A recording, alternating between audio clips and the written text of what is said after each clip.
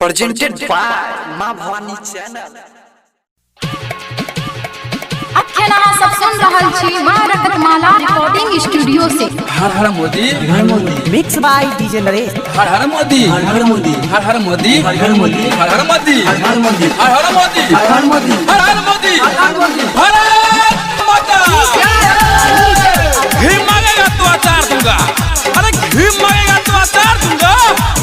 सुन बे चीन, अबे सुन बे चीन, सर को फाड़ दूंगा। हम है फौजी ओरिजिनल बिहारी, चीन के सीमा पर सबसे आगहारी, चीन के सीमा पर सबसे आगहारी। हम है फौजी ओरिजिनल बिहारी, चीन के सीमा पर सबसे आगहारी। अरे सुनूंगा नहीं, बोलूंगा नहीं, चीन यदि एक बार बोली बोली बोली। हर हर महादेव। मारूंगा गोली उठा के भागा झोली, मारूंगा गोली उठा के भागा झोली, मारूंगा गोली उठा के भागा झोली। हर हवा तूफान नहीं होगा, हर हवा तूफान नहीं होगा।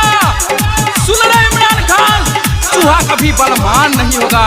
मोदी जैसे चट्टानों से टकराना आसान नहीं होगा। जिस दिन फिरा सर मोदी का, दुनिया कोई बचाने वाला भगवान नहीं होगा। दुनिया में कोई बचाने वाला भगवान नहीं होगा। अबे चीन, तिरंगा लहराऊंगा शान से, मारा मिटूंगा चाहे मैं जान से। भारत माता की जय सब बोल, बिहारी है फौजी के नाम से, बिहारी है फौजी के नाम से। तिरंगा लहराऊंगा शान से, मारा मिटूंगा चाहे मैं जान से। भारत माता की जय सब बोल, बिहारी है फौजी के नाम से। अरे बजबा के कुत्ता इमरान जब बोले, मोदी जी है बड़ा आग का गोले। कोई दिखेगा आंख तो हो चीर दूंगा गर्दन के नाली नाली नाली। मारूंगा गोली उठा के भागा झोली, मारूंगा गोली उठा के भागा झोली, मारूंगा गोली उठा के भागा झोली। टकरार के नहीं तो टकरार चला, टकरार के नहीं तो टकरार चला। मोदी के शासन में तलवार चला।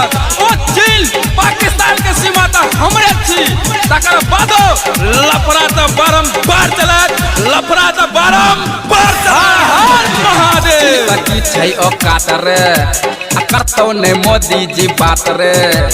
देता हूँ चैलेंज मैं तुमको, अल्लाह जाके रख दूंगा वाटर, अल्लाह जाके रख दूंगा वाटर। चीन का की छै औकात रे, आज हो करतो ने मोदी जी बात रे।